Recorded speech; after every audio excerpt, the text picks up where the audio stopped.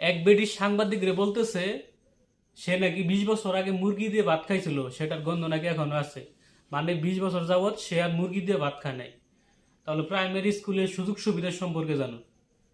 চাকরিতে যোগ দিলে 18,000 টাকা স্যালারি, এবং তা বাড়তে বাড়তে আস্তে আস্তে সেটা 35,000 টাকা হয়। এবং চাকরি শেষে এককালীন পেনশন দেওয়া হয় 20 লাখ টাকা। নিজ জেলায় পোস্টিং, এবং কি হচ্ছে 365 দিনের মধ্যে 140 দিন সরকারি ছুটি।